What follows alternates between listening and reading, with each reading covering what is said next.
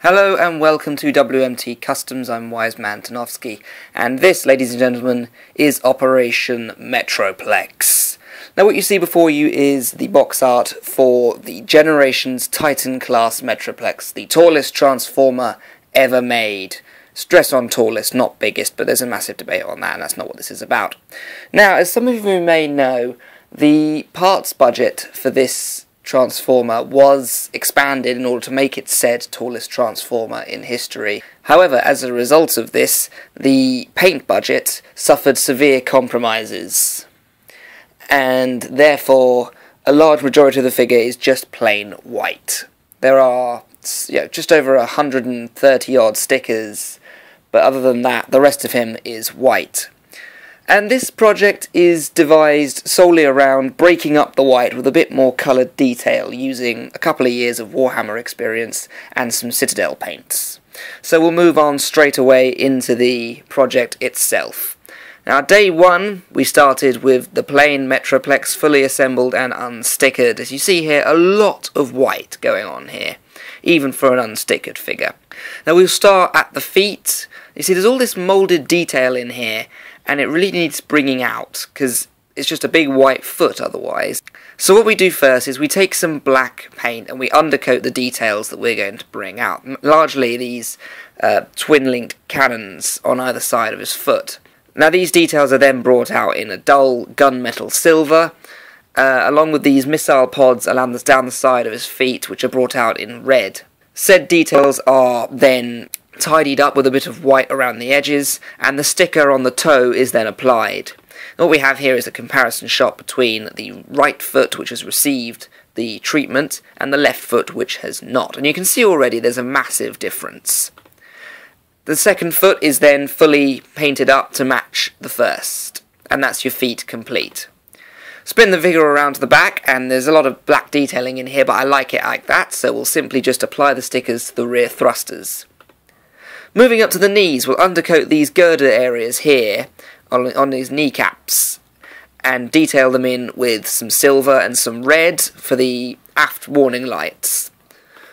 The stickers are then applied, and on my figure the stickers were a tiny bit too small to fill in the white gap left for them, so I filled it in with a bit more red around the edges. At the end of the first day, this is what we have here. Basically, he's completed from knees down. Start of the second day, I decided to add a bit more detail to the kneecaps. I brought out a few details around the bottom, which were then highlighted in silver. Moving up to the rear of the figure, we undercoat the entire bottom of the figure and silver across these pipes behind his thighs. Now I forgot to get a picture of the fully silvered bottom, but we'll get back to it later. Coming back round to the front, now this bit I really enjoyed doing. And what I've done here is I've undercoated the entirety of the thigh armour section, as well as filling in the sections on the groin that aren't covered by stickers. Going around the edge of the thigh armour, I bring it out in silver, including the searchlights on his hips. The stickers are then applied, and said searchlights are brought out in yellow.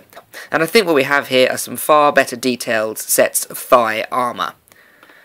Coming up to this midsection here, this is the main offender, the main reason that I've gone on this massive journey to detail this figure more. There's a massive amount of detail in this central torso area, and it's just not detailed at all. There are no stickers, no paint apps, nothing.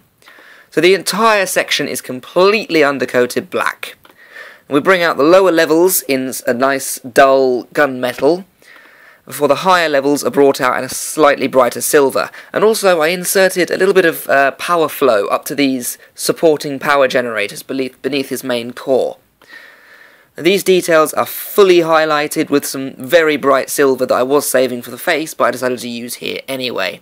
And you see here, I think this looks much better.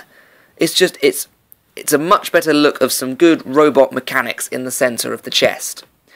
Now here I did make a mistake. I wanted the windows around the underside of the chest done red. I made the mistake of trying to paint it, and I made a bit of a mess. Because, quite simply, it should have been done with Sharpies from the start, but I completely forgot that Sharpies existed. Because if we bring the figure around to the back here, we'll see that the Sharpies did a much better job. I've corrected this mistake as much as possible on the final figure, and yeah, I just have to make do with the fact that I made a mistake, you know, it's simple as that.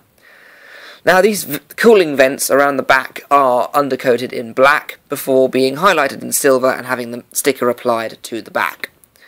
And here we are at the end of day 2, and the entire lower half of the figure is complete, and I'm very, very happy with it.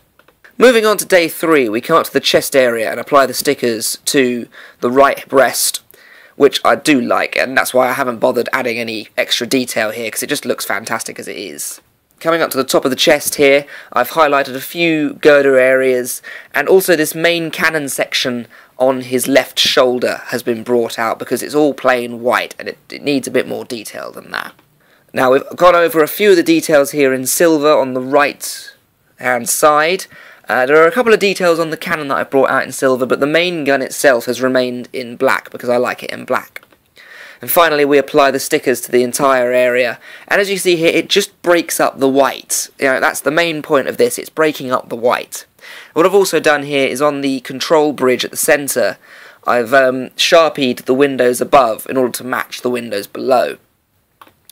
Now coming over to this main cockpit section for this twin-linked cannon on his shoulder, I've detailed the entire area in black, and then brought it out in some silver, which I've then applied a very light wash to in order to bring out all of the details. Said details are then brought out in a very fine detailed brush in yellows and reds on the dials, before the whole section receives a second layer of wash. Now coming up to the face here, I've undercoated the face black, and then tested that the electrics are unaffected.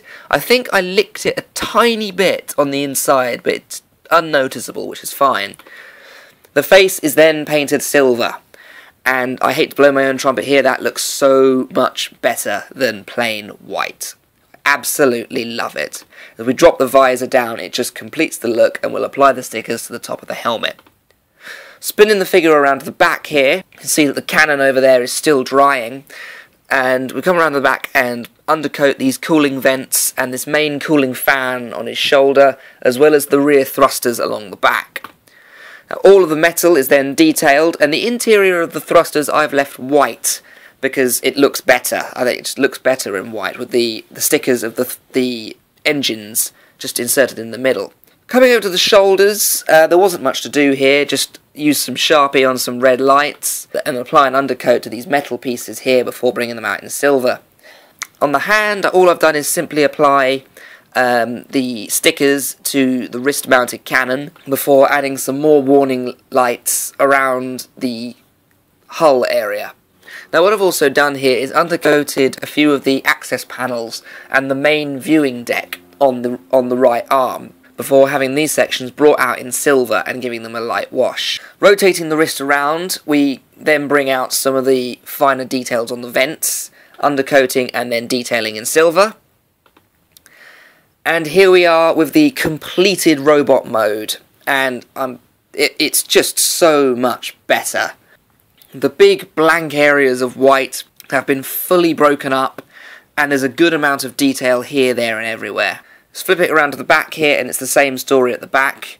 It's all detailed out and it's all broken up nicely. Now we transform Metroplex into his aircraft carrier mode, and this mode will probably receive less treatment because there's less detailing to be done. The majority of the detailing was done in robot mode. What we do here is come around to the back of the head and apply the stickers to the control centre, before painstakingly applying all of the stickers to the flight deck. Here we are at the end of day 3, with the vehicle mode very nearly completed. At the start of day 4, we come in and apply a light wash to the vents that we detailed on the arms, because they didn't come out as nicely as I wanted them to, so I tidied them up a bit. Now we come round here to the back of the right shoulder, and this is a section I missed when I was doing the robot mode. And there's a whole fire control section here that I assume is to control the shoulder-mounted cannons. So what I've done here is I've undercoated the control deck in black. Unfortunately, I made the mistake of applying the sticker first. Luckily, I didn't damage the sticker too much. Coming around to the side of the vehicle mode here, there are some more aft lights down by the wheels that I've applied in some red Sharpie. The fire control deck is then undercoated in silver before the details are brought out with a wash. It's nothing too fancy, just a little detailing here, there and everywhere.